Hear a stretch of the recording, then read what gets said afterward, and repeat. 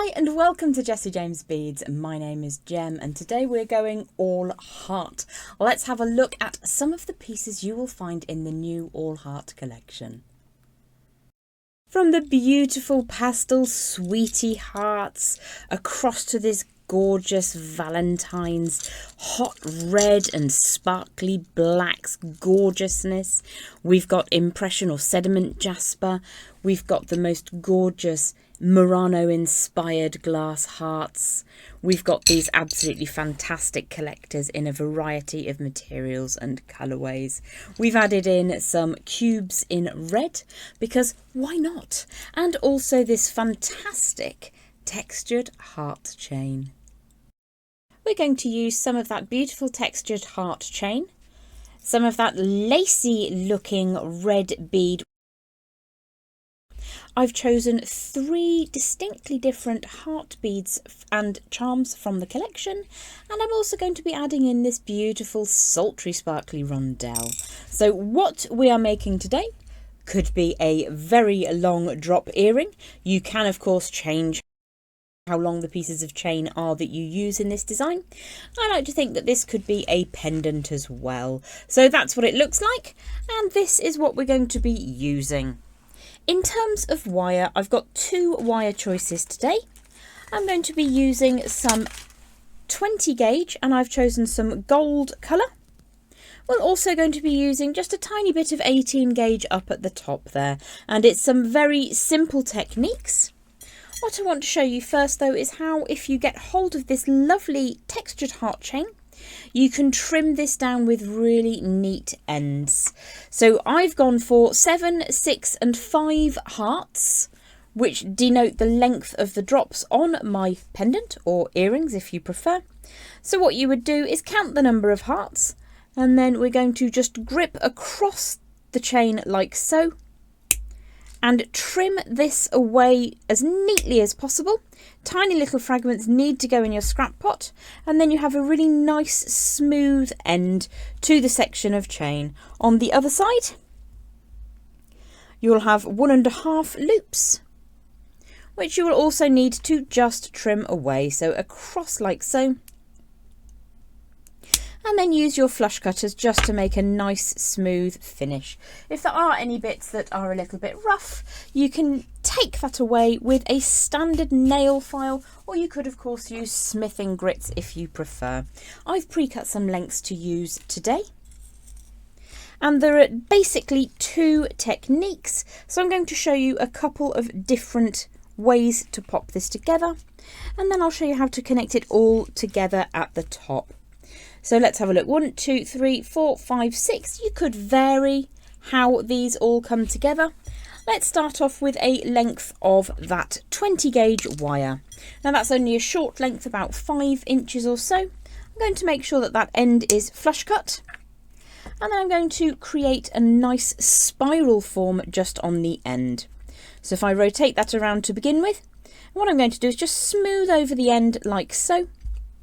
Rotate around until you get almost a completely closed round form, and then push that into your non-dominant hand. So I'm going to rotate the wire around from the start point just twice today. If you wanted larger spirals, you absolutely can.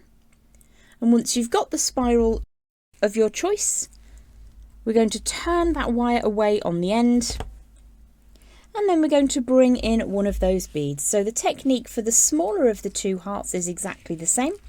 Let's just scooch that over a little bit. And what I'll do is I'll demonstrate with the smallest of the 3 that I've chosen to work with. Slide that piece all the way down. Now there's so many choices that you can work with in the all heart collection. So make yourself happy, make yourself stand out uniquely. Then we're going to grab in one of those little jaspers and draw that all the way down on the 20 gauge wire.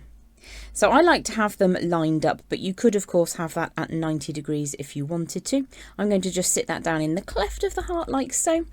Pinch that into position with that spiral facing forwards and flat, and grab across the wire and bring that forwards. So everything is in the same orientation. I'm going to use my memory wire finishing pliers to create a small loop on the end. Draw that all the way around. Now I'm using 20 gauge wire today, which is nice and light for earrings. It's also really slender comparatively, so it fits through these beautiful red jasper beads very nicely. So what I'm going to do is give that loop shape just a bit of a squish to make it nice and strong before adding it to my chosen length of chain. Slide the chain down into the loop. You just pull that through at the end, and then we're going to create a wrapped loop just at the top. So if you grip across that loop without crushing the heart or without crushing where the wires cross over, and you can rotate that around. I left a gap for 2 or 3 rotations, so just make sure that that's nice and neat and tidy. And then trim away. Now the 2 hearts that I've used that are similar in their design, in so much as they have a drill going through, they look really, really beautiful on that gold wire, but you can play around with whichever beads you fancy using. We're just going to need to make sure that that end bit is tucked neatly down against the core wire. So let's put that to one side, and then I'll repeat with the second bead in exactly the same fashion.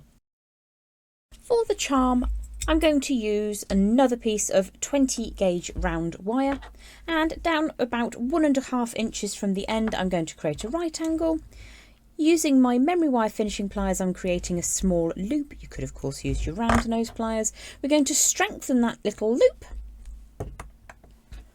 pop on our beautiful charm, and these remind me of modern art. They're absolutely gorgeous. Just allow that to slide down into position.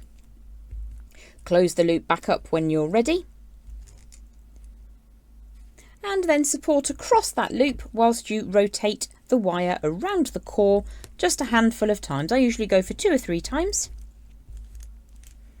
With the wire finishing behind, I mean, it's very pretty on that face, nice and textured, but I do tend to cut the wire on the side which is plain, and then have this gorgeous design showing forwards. Now we're just going to tidy up that end just like so. You can also tighten up those coils by gently compressing down towards the point where the wrapping takes place. So if you need to do that, just very, very carefully coerce those coils to sit down neatly against the wrap itself, and then tidy it up just a little bit. Then we're going to add in another one of those lovely little red hearts and finish connecting in exactly the same way as we did with the first 2 hearts. So I have my 3 lengths of chain and my 3 charms down at the bottom. These are absolutely stunning quality to work with. I really love the fact that they're textured on the back as well. Now to bring all these together, we're going to use a section of 18 gauge round wire, and I've got a handful of raw copper wire just to play with. So I'm going to create a round form on my mandrel, and for your reference, this one is 0.37 of an inch or 9.5 millimeters, but it's really whatever size makes you happy. So what I'm going to do is take the long tail of wire away. This is a scrap length I found on my desk of about 6 inches. Once I've got that circular form, I'm going to give it a bit of a quick squish just to make it nice and strong. Even though we are using a slightly heavier wire, it does pay just to make sure that's going to retain its shape. Now I've played around with the order of those beads, but you could have them identical if you wanted to. Even when you're making earrings, there are no rules. If you want them to be in a different order, then you absolutely 100% do that. So onto the short side, I'm going to start adding on the lengths of chain.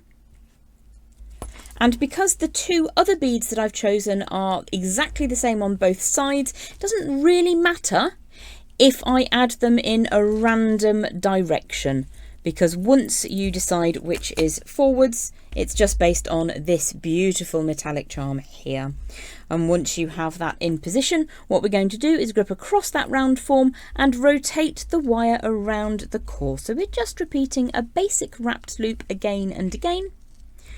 Now I'm just going to make sure that that looks as similar as possible, even though I'm not going to use these as earrings. It's really nice if you're creating a line of jewellery to have a similar finish on those pieces. So just going to cut the tail away and then draw that last little bit flat down against the core wire before adding my chosen bead on the neck of the design. So if I slide that all the way down, and you'll see we've got plenty more wire than we need.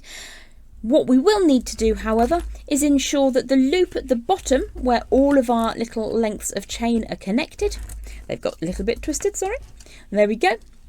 I'm going to need to make a forwards bend whilst this loop is flat to the desk, so at 90 degrees. And then I will use my memory wire finishing pliers to make a smaller loop up at the top. If you're making them as earrings, you can make that loop as small as your findings are, as small as your ear wires are. And if you're making it as a pendant, then you just need to make sure it's large enough for your chosen threading material to fit through that gap. So rotate the wire around to fill that space. Make sure you finish off at the rear and then give it a quick squish to make it nice and flat and neat. So if we grip like so, always be respectful of your bead, but just bring that tail down and flush against the core. And you've got another multi-drop chain pendant. Let's just flip that over. I'll take a photograph of these in a moment and then you can see how they look side by side. Thanks so much for joining us here at Jessie James Beads. My name is Jem and this is all heart.